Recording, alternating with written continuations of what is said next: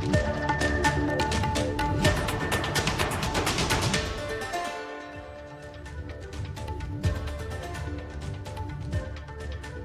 Consumer king में आपका स्वागत है। आपके साथ मैं हूं मानसी दवे और एक और अहम मुद्दे के साथ आज हाजिर हैं हम। बाहर खाना या नाश्ता करना और ऑनलाइन फूड ऑर्डर करना मुश्किल हो सकता है आपके लिए। जी हां, बेंगलुरु के करीब 3000 से ज्यादा होटल्स और रेस्टोरेंट्स ने किचन बंद करने का फैसला लिया है। क्यों?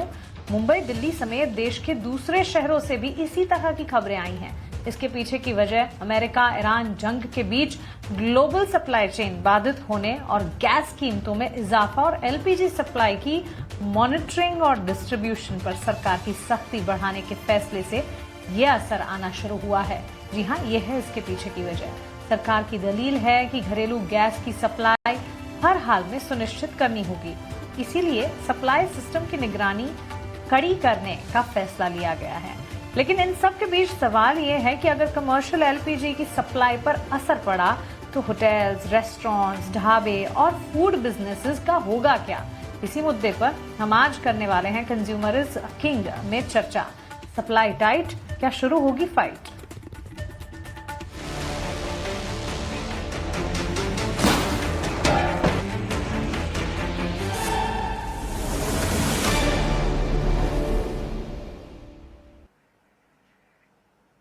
और चलिए इस अहम मुद्दे पर विस्तार से बातचीत करने के लिए एक्सपर्ट्स की, दिग्गजों की पैनल एक एक कर हमारे साथ जुड़ेंगी और जैसे जैसे जुड़ते जाएंगे सब हम उनका स्वागत करते जाएंगे। हमारे साथ सबसे पहले इस वक्त जुड़े हैं Sheikh Salahuddin, founder, president TGPWU, cofounder and national general secretary IFAT। बहुत स्वागत है आपका शेख साहब, अपना समय हमें देने के लिए आपका शुक्रिया।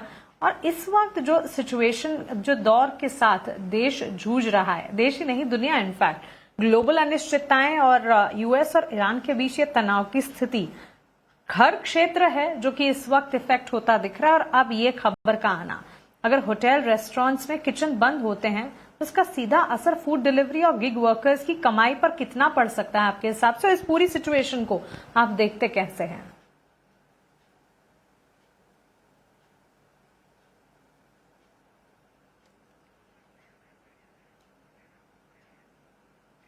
शेख साहब से संपर्क एक बार फिर से जोड़ने की कोशिश करते हैं। इस बीच National Restaurant Association of India के वाइस प्रेसिडेंट जोरावर कालरा जी हमारे साथ जुड़ रहे हैं। कालरा साहब, बहुत स्वागत है आपका 18 आवर्स स्वदेश पर, अपना समय हमें देने के लिए शुक्रिया। मेट्रो सिटीज जैसे बैंगलोर में 1000 होटल, रेस्टोरेंट्स और ये बिजनेसेस जो फूड के हैं वो किचन बंद करने का फैसला ले रहे हैं। क्या ये सिर्फ सप्लाई की समस्या है आपके हिसाब से, या पूरे के पूरे फूड बिजनेस के लिए एक बड़ा संकट ये बन सकता है? बताएं। नमस्कार, thank you for having me. ये एक सिर्फ बैंगलोर तक सीमित सिचुएशन नहीं है, ये पूरे हिंदुस्तान को इफेक्ट कर रही है। आप ये देखिए कि हमारी जो इंडस्ट्री है काफी एक अहम इंडस्ट्री है। आई रियली थिंक कि हमारे को एसेंशियल सर्विसेज का स्टेटस एक बार फिर से मिलना चाहिए जैसे कोविड में मिला था। बिकॉज अगर एलपीजी सप्लाई करता है तो 75% ऑफ ऑल रेस्टोरेंट्स, उनका जो प्राइमरी फॉर्म ऑफ फ्यूल है, यानी कि कुकिंग का जो उनका जो फॉर्मेट है वो एलपीजी बेस्ड ही है। ओनली 25% के पास पाइप्ड गैस है, लाइक पीएनजी और इलेक्ट्रिक। तो अगर एलपीजी सप्लाई में प्रॉब्लम्स आती हैं तो जाहिर है कि ये रेस्टोरेंट्स जो लाखों की तादाद में है, जो एक बहुत ही अहम हिस्सा है हिंदुस्तान का, second largest employer of humans है इन इंडिया, और बिटवीन 2 and 3% इंडिया की जीडीपी को कंट्रीब्यूट करते हैं। 6.6 लाख करोड़ का एक इकोसिस्टम है, तो पूरी तरीके से कॉम्प्रोमाइज हो सकता है। ऑलरेडी आपने जैसे देखा कि कितनी गहरा संकट बेंगलुरु में हो चुका है, उस तरह की प्रॉब्लम बाकी शहरों में भी अब हमारे को सुनाई देती आ रही है। सिचुएशन काफी फ्लूइड है, तो हर घंटे बाद हमारे पास नई इन्फॉर्मेशन आ रही है, नई चीजें हो रही हैं। ऑब्वियसली सरकार भी अपनी तरफ से पूरी मेहनत कर रही है, कमेटी कल सेटअप करी गई, एंड आई एम श्योर हमारी जो कल एक रिटन लेटर उनको गई थी वो भी शायद काफी डीपली वो उसको स्टडी करेंगे और उस पर एक्शन लेंगे। मगर इस वक्त सिचुएशन ये है कि it can become an existential crisis. Natural बात है कि अगर खाना पका ही नहीं पाएंगे तो आगे कैसे देंगे, और बहुत ही ज्यादा डिपेंडेंस है रेस्टोरेंट्स की ऑन एलपीजी। तो अगर हमारे पास सप्लाई रहेगा तो we will continue to serve the people, feed the nation, right, because हमारा तो काम ही यही है। लेकिन अगर सप्लाई में दिक्कत आएगी तो पॉसिबिलिटी है कि आपके रेस्टोरेंट्स आसपास वाले या बंद हो जाए कुछ देर के लिए, या कुछ होपफुली नॉट परमानेंटली, और या फिर अपने मेन्यूज को बहुत ही छोटा कर दें, क्योंकि सिर्फ वही चीज बना पाएंगे जो इलेक्ट्रिक इक्विपमेंट्स में बन सकती हैं। So this is so far a fluid situation, is changing every hour. ये भी सुनने में आ रहा है कि कहीं पे बिल्कुल भी सप्लाई नहीं है और कहीं पे बहुत कम है, और कहीं पे पता चल रहा है कि रेट्स बढ़ रहे हैं बहुत ज्यादा हद तक। So there are lot of challenges and I am hoping that जो हमारी एनआरआई की तरफ से जो एक रिप्रेजेंटेशन एंड वारंटी कल गई है मॉफपी को, उस पे एक डीप एफर्ट करा जाएगा, सॉरी डीप थॉट दी जाएगी, and also we will get essential services status like in COVID, and एक मैंडेट दिया जाना चाहिए मेन ऑयल प्रोड्यूसर्स को, गैस प्रोड्यूसर्स को, कि हमारे को भी उसी लेवल पे प्रायोरिटाइज करा जाए जैसे डोमेस्टिक एलपीजी को करा जा रहा है। बिल्कुल बिल्कुल जोरावर जी, इनफैक्ट आप जो सारी चीजें कह रहे हैं और एनआरएआई की तरफ से जो सारे बयान आ रहे हैं काफी इंपॉर्टेंट, और उसका संज्ञान भी लगातार हम ले रहे हैं। आपने सही कहा कि बेंगलुरु तक ही सीमित नहीं रह गई ये स्थिति, मुंबई में भी एलपीजी सिलेंडर को लेकर नई परेशानी सामने आ रही है। जहां पहले घरों तक गैस सिलेंडर 1 से 2 दिन में पहुंच जाते थे, अभी डिलीवरी का समय जो है वो बढ़कर लगभग 15 दिन तक का हो चुका है। और सबसे ज्यादा असर जो है रेस्टोरेंट होटल इंडस्ट्री पर पड़ना बिल्कुल लाजमी है इस सिचुएशन का। रिपोर्ट्स की अगर माने तो शहर के कई इलाकों में 19 किलो वाले जो कमर्शियल एलपीजी सिलेंडर की सप्लाई है वो रुक चुकी है।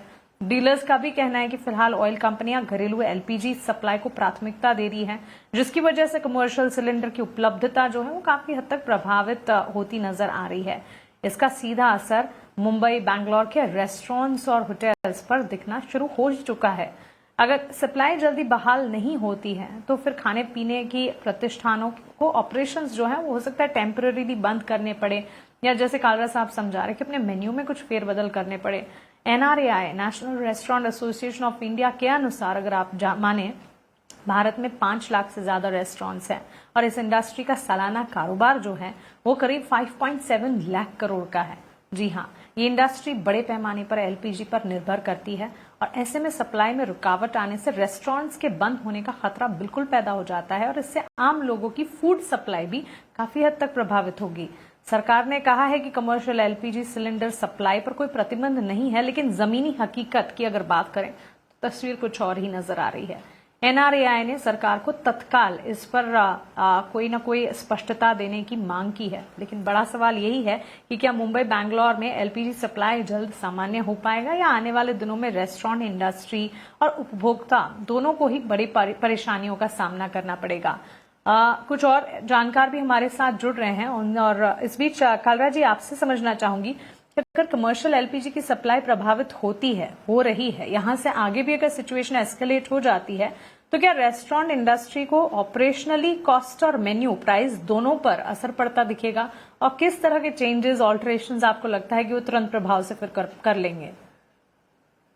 बिल्कुल, जैसे आपने बिल्कुल ठीक कहा कि हमारी जो प्राइमरी फॉर्म ऑफ कुकिंग है वही एलपीजी है। तो अगर उसका सप्लाई रुकता है या उसके रेट्स बढ़ते हैं, तो काफ़ी 2-3 चीज़ें हो सकती हैं। एक तो अगर सप्लाई रुकता है तो जो 75% रेस्टोरेंट्स हैं, लाखों रेस्टोरेंट्स में से 75% शायद कुछ बना ही नहीं पाएँगे, एक्सेप्ट जो चीज़ें वो इलेक्ट्रिक अपने इक्विपमेंट पे बना सकते हैं, व्हिच विल बी किसी भी हाल में 20-25% ऑफ द मेन्यू से ज़्यादा नहीं होगा। तो मेन्यू बहुत छोटा हो जाएगा। और जिनके पास इलेक्ट्रिक इक्विपमेंट नहीं है या डिपेंडेंसी प्योरली एलपीजी पे है, उनको तो अपने मेन्यू, अपने किचन्स को ही शायद बंद करना पड़ेगा। और दूसरी सबसे बड़ी समस्या ये हो सकती है कि अगर आप जानते हैं कि delivery is a very important essential element. I mean कई लोग हैं जिनके घर पे सहूलियत ही नहीं है गैस की, या वो घर पे खाना बना ही नहीं सकते। अगर वो घर पे बना ही नहीं सकते तो उनको डिपेंड करना पड़ता है on the platforms to get food delivered to the house to even survive. तो उन लोगों के लिए तो और दिक्कत आ जाएगी, because the rates, the scarcity with which it is progressing is quite huge. काफी scarcity आ रही है। कई वेंडर्स ने, जैसे आपने बोला, यही बोल दिया है कि जो ऑयल कंपनीज है उन्होंने बोला है कि हम आपको 19 केजी के सिलेंडर सप्लाई नहीं कर सकते, और कई जगह बोला जा रहा है कि बहुत लिमिटेड सप्लाई है, और कई जगह पे प्राइस इंक्रीज होना शुरू हो गया है। अगर प्राइस इंक्रीज होता है कुकिंग का, सो नेचुरल बात है कि वो कहीं ना कहीं मेन्यू में भी रिफ्लेक्ट करेगा आगे जाके, नॉट इमीडिएटली। हमारी इंडस्ट्री ऐसी नहीं है कि नी जर्क रिएक्शन में इमीडिएटली रेट बढ़ा दे और सडनली नी जर्क रिएक्शन लेकर कस्टमर के ऊपर सारा का सारा बर्डन पास ऑन करे, वो हम ऐसा नहीं करते हैं। लेकिन नेचुरल बात है, अगर ये जो स्केर्सिटी है ये 1 महीना, 2 महीना या 4-5 हफ्ते चली, तो कई लोगों को मेन्यू को रिकंसिडर करना पड़ेगा, बिकॉज मार्जिन जिनकी थिन होती है उनके पास तो वो गुंजाइश ही नहीं है कि वो इस इंक्रीज्ड फूड कॉस्ट को अब्सॉर्ब कर सके। बट इंक्रीज फूड कॉस्ट और इंक्रीज मेन्यू प्राइसेस एक अलग चीज है। अभी तो सर्वाइवल का इश्यू है कि आपके पास अगर गैस आएगी ही नहीं, तो आप तो अपना किचन खोल ही नहीं सकते, और अगर आप खोल ही नहीं सकते तो आप खाना दे नहीं सकते, और अगर आप खाना नहीं दे सकते और अगर आप सेल्स नहीं कर सकते तो आप अपने सारे एम्प्लॉइज की पगार कैसे देंगे? तो ये in a way not as bad. I don't a draconian view नहीं देना चाहता मैं, और सिचुएशन फ्लूइड है, बार-बार चेंज हो रही है, हर घंटे में चेंज हो रही है। इनफैक्ट जो मैं इन्फॉर्मेशन आपको अभी रेट की दे रहा हूँ शायद अगले मिनट चेंज हो जाए। लेकिन एट द सेम टाइम ये एक्जिस्टेंशियल क्राइसिस है to some extent, and जिस तरह से हम सब इकट्ठे जुट गए थे during the COVID time, I'm hoping that same thing will happen again. The government will support us like they did last time, और हमारे को एक अच्छा खासा सपोर्ट मिलेगा जिसके जरिए हम we can continue to feed India, because that's what we like to do, that's what we do for a living. बिल्कुल बिल्कुल जोरावर जी, जो भी इन्फॉर्मेशन इस वक्त आप हमें दे रहे हैं, आप कह रहे हैं कि वो चेंज हो रही है लगातार, लेकिन अपडेटेड इन्फॉर्मेशन भी हम तक पहुंचा रहे हैं, उसके लिए शुक्रिया। कंज्यूमर इज किंग में हमारा एकमात्र लक्ष्य यही है कि हमारे कंज्यूमर्स, इवेंचुअल व्यूअर्स जो इस वक्त हमें देख रहे हैं, उन्हें सही सटीक इन्फॉर्मेशन मिलती रहे, और इस वक्त आपके माध्यम से वो हमें मिल भी रही है। इस बीच हमारे साथ एक और एक्सपर्ट भी जुड़े हैं, Deepak Singh Gehlot, senior vice president Federation of LPG Distributors of India. Deepak ji, बहुत स्वागत है आपका ईटी नाउ स्वदेश पर, अपना समय हमें देने के लिए आपका शुक्रिया। सरकार ने एलपीजी सप्लाई सिस्टम की निगरानी कड़ी करने का फैसला किया है, कैसे देख रहे हैं इसे आप, और क्या इससे कमर्शियल गैस की उपलब्धता जो है उस पर दबाव आ सकता है? देखिए, ये जो सिचुएशन है, इस सिचुएशन में हम सभी जानते हैं कि वॉर के कारण, वॉर की जो स्थिति है उसके कारण सप्लाई में कहीं ना कहीं रुकावट आई होगी पीछे से, किंतु जो स्टोरेज है, अभी जितना स्टोरेज भारत सरकार के पास है, उसमें सरकार ने ये निर्णय लिया है कि ज्यादा से ज्यादा सप्लाई जो है वो डोमेस्टिक कंज्यूमर्स के लिए रखी जाए, और कॉमर्शियल के ऊपर अभी हाल फिलहाल रोक लगाई गई है। मुझे इस बात का अंदाज है कि कॉमर्शियल पे रोक लगाने से कॉमर्शियल व्यवस्था में बहुत ज्यादा दिक्कत आएगी, होटल व्यवसाय में बहुत दिक्कतें आएगी, बहुत सारी फैक्ट्रीज हैं जो कि एलपीजी पे निर्भर करती हैं। लेकिन शायद सरकार की मंशा ये है कि जितना भी हमारे पास बचा हुआ एलपीजी का भंडार है, वो पहले प्राथमिकता से जो है घरेलू ग्राहकों के लिए काम में लिया जाए, और बाद में ही जो है सेकेंडरी कंसिडरेशन इसके लिए दिया जा रहा है कि कमर्शियल यूज के लिए। दोनों बातों में सही है, लेकिन सामंजस्य बिठाना, और शायद हम सब लोगों की ये नेशनल प्रायोरिटी हो जानी चाहिए कि how to save whatever we can, क्योंकि ये सबको मालूम है कि ये जो नेचुरल रिसोर्स है, इसमें 40% प्रोडक्शन जो है, जितना टोटल कंजम्पशन है कंट्री का, उसका टोटल 40% प्रोडक्शन तो कंट्री में ही होता है, लेकिन 60% कंजम्पशन जो है वो हम लोग इंपोर्ट करते हैं, और 60% कंजम्पशन इंपोर्ट करते हैं, उसमें से भी 90 to 95% जो है that comes from the middle east countries, जहां पे ये सब व्यवधान उत्पन्न हुआ है। तो सरकार को दूसरी जगहों से इसको रिसोर्स करने में कुछ समय लगेगा। देखिए, एलपीजी रिसोर्स करना और पेट्रोलियम प्रोडक्ट्स रिसोर्स करना एक थोड़ा सा अलग है, किसी कंटेनर में भर के नहीं ला सकते एलपीजी। एलपीजी के लिए विशेष तौर से बने हुए कंटेनर्स होते हैं, उनके लिए जो शिप्स हैं वो अलग ढंग से बनाई जाती है और अलग ढंग से डिजाइन। तो लॉजिस्टिक्स अपने आप में एक बहुत बड़ी चैलेंजिंग सिचुएशन भी है। तो आई थिंक सरकार ने इन सब की व्यवस्था करनी शुरू कर दी है in the background, and I am sure कि गवर्नमेंट इस बात से कंसर्न है। बट जब हम ये लोग देख रहे हैं, हम सभी लोग जान रहे हैं कि ये एक नेशनल क्राइसिस की तरह है, जिसमें हम सब लोगों को अपना पार्ट अदा करना पड़ेगा। डोमेस्टिक कंज्यूमर्स से भी यही रिक्वेस्ट रहेगी कि भाई वो अपना जितना कम हो सके, जितना किफायती जो है यूज कर सके एलपीजी का, उतना किफायती होकर करें, और साथ ही कॉमर्शियल में भी अगर थोड़ी बहुत सप्लाई हो। हालांकि रेस्टोरेंट्स और ढाबों में जो है ये बहुत ही बड़ा संकट है, लेकिन ये राष्ट्रीय संकट की तरह है, इसे हमें बर्दाश्त करना ही पड़ेगा जब तक कि इसकी ऑल्टरनेटिव व्यवस्था नहीं होती। जी जी बिल्कुल, और ये देखना है कि कितना कहर बरपा है। अमेरिका ईरान जंग का असर कहाँ तक दिख रहा है, संकट कहाँ तक बढ़ा है। क्रूड और गैस की कीमतों में अंतर्राष्ट्रीय स्तर पर तेजी हमने देखी।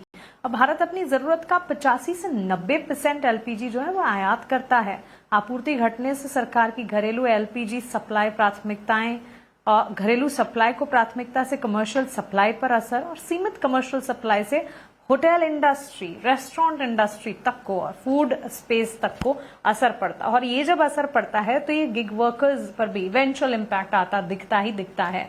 इसी पर आगे बात करते हैं। हमारे साथ Telangana gig and platform workers union के फाउंडर प्रेसिडेंट शेख सलाउद्दीन साहब जुड़ गए हैं।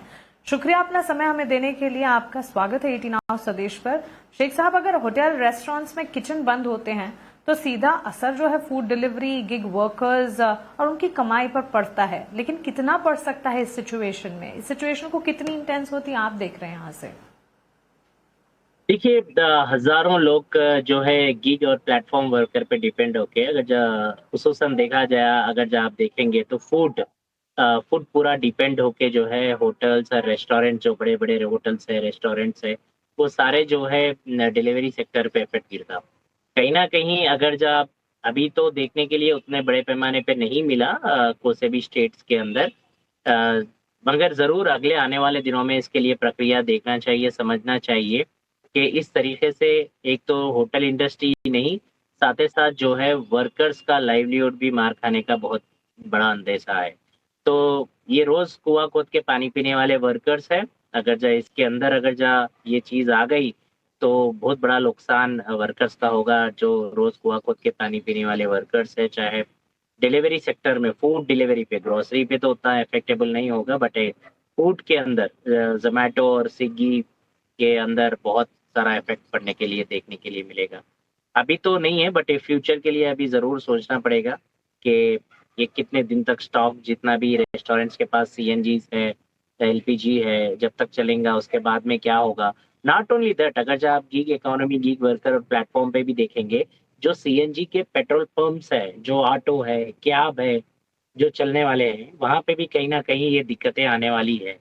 तो उसके लिए सरकार सोचना पड़ेगा, इस चीज़ के ऊपर बहुत दूर की नज़र रखना पड़ेगा, क्योंकि और इसके लिए अल्टरनेट सोर्स देखना पड़ेगा, क्योंकि नहीं तो इसका बहुत बड़ा असर जो है राइड हेलिंग, जो खुसूसन सीएनजी पे चला रहे, कैब ड्राइवर हो, ऑटो ड्राइवर हो, या ग्रॉस फूड डिलीवरी पे स्विगी हो, जोमेटो हो, चाहे ओला, उबर और रैपिडो जैसे प्लेटफॉर्म कंपनी के वर्कर्स पे पड़ने वाली है।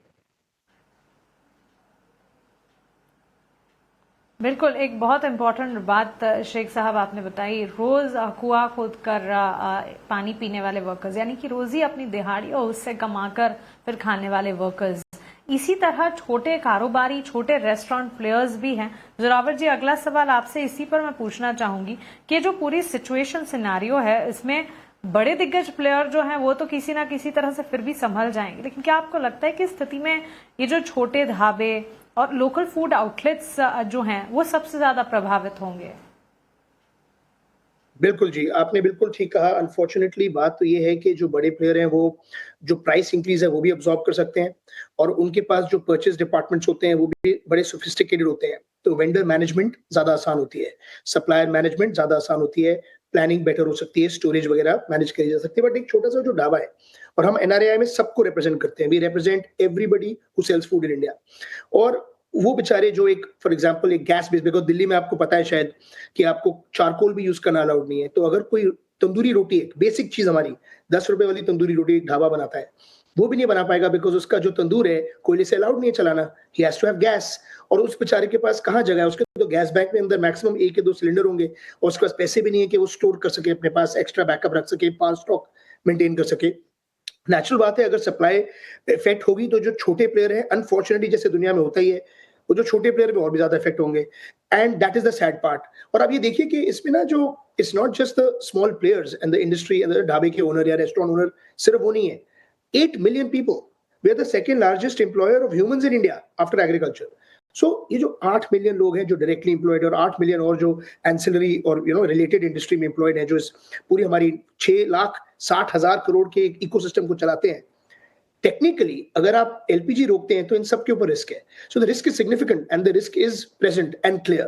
तो मेरी तो होप यही है कि ये सॉल्व हो जाना चाहिए। गवर्नमेंट ने एक जो बॉडी कल बनाई थी with the 3 top executive directors of the 3 big oil producers, और ये जो एक एसेंशियल कमोडिटी एक्ट जारी करा है, ऑन प्रोडक्शन बढ़ाने को भी बोला है, ये सब चीजें I am hopeful will remove the scarcity. The first thing is कि स्केर्सिटी हटानी चाहिए। ताकि आपके पास सप्लाई अगर पूरा है तो स्केर्सिटी करने की जरूरत ही नहीं है, बिकॉज आप सबको सप्लाई कर सकते हो। अगर पूरा सप्लाई नहीं हो सकता तो एटलीस्ट जो एसेंशियल लोग हैं, जैसे हमारी फूड एंड बेवरेज इंडस्ट्री है, अगर आपने इनको एसेंशियल सर्विसेज में नहीं इंक्लूड करा, और अगर आपने मैंडेट नहीं दिया clearly to the 3 largest oil producers, all of them actually, कि आप जो कमर्शियल सिलेंडर है उसको भी प्रायोरिटाइज कीजिए, तो जाहिर सी बात है सप्लाई में बहुत दिक्कत आने वाली है। और जो बेचारा छोटा प्लेयर है, अनफॉर्चुनेटली सबसे ज्यादा और सबसे पहले वही इफेक्ट होने वाला है, which is sad because they are the bulk of this system. सिर्फ 44 to 48% ऑर्गेनाइज्ड है। जो मैं 6,60,000 करोड़ की बात कर रहा हूं, उसमें से सिर्फ आधे से भी कम ऑर्गेनाइज्ड है, जो आप कह सकते हो शायद फंडेड है प्रॉपर्ली। जो उसका आधा से ज्यादा है 52%, उसके तो वो तो अनऑर्गेनाइज्ड सेक्टर है, विच जिसका कोई सहूलियत, कोई मतलब they don't have the funds to be able to survive this. So मेरे ख्याल से इसको जल्दी से करना पड़ेगा, जैसे शेख साहब ने बोला कि और गहलोत साहब ने बोला कि इसको आगे जाके प्लानिंग करनी पड़ेगी फ्यूचर के लिए, वो बहुत जरूरी है। And all of us have to play our part. ऐसा नहीं कि हम ब्लेम करें, कोई ब्लेम नहीं कर रहे हैं। हम जानते हैं ये एग्जिस्टेंशियल क्राइसिस है, वॉर हो रही है, किसी की कोई मतलब हमारे देश की तो और हमारी गवर्नमेंट की तो इसमें कोई गलती है नहीं, लेकिन प्लानिंग और हम सब के जो कंट्रोल है, जैसे गहलोत साहब ने ये भी बोला कि हमारे को एक like in a war type footing में जाके कंजर्वेशन करनी चाहिए, वो हमने ऑलरेडी चालू कर दी है। मेन्यू रिड्यूस हो रहे हैं, हमारे पायलट तक बंद हो गए हैं गैस के, बिल्कुल सप्लाई जिस टाइम ऑर्डर नहीं है तो सब कुछ बंद करा जा रहा है। इलेक्ट्रिसिटी भी कंजर्व करनी चाहिए हमारे को, नॉट जस्ट दिस, बिकॉज आगे जाके कुछ भी हो सकता है। We don't know how long this war will last, so we have to work together as a unit. But जैसे आपने बोला, जो छोटा प्लेयर है, unfortunately because of scarcity of LPG, और उसके तो बेचारे का सारा किचन ही सिर्फ, उसके चूल्हे ही सिर्फ एलपीजी से चलते हैं, उसके ऊपर अनफॉर्चुनेटली सबसे बड़ा इंपैक्ट पड़ सकता है।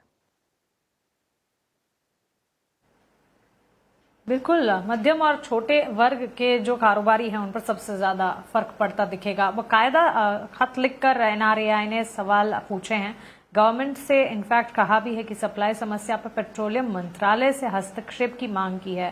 फूड सप्लाई के लिए एलपीजी सप्लाई बेहद जरूरी है। सरकारी नो बैन के बावजूद सिलेंडर सप्लाई से इनकार। रेस्टोरेंट इंडस्ट्री को एलपीजी सप्लाई में काफी हद तक दिक्कतें झेलनी पड़ रही हैं। दीपक जी, आपसे एक सवाल पूछना चाहूंगी। एक तो डिस्ट्रीब्यूशन नेटवर्क की आप बात कर लेते हैं, क्या ग्लोबल गैस कीमतें और सप्लाई चेन में जो बाधाएं आई हैं, क्या आपको लगता है उसका असर भारत में एलपीजी डिस्ट्रीब्यूशन नेटवर्क पर भी पड़ता दिख सकता है? और क्या आने वाले समय में कमर्शियल एलपीजी की कीमतें और सप्लाई में और उतार चढ़ाव देखना होगा हमें? देखिए, इसमें सबसे इम्पोर्टेंट ये है कि बात प्राइस की रह नहीं जाती जब प्रोडक्ट अवेलेबल नहीं।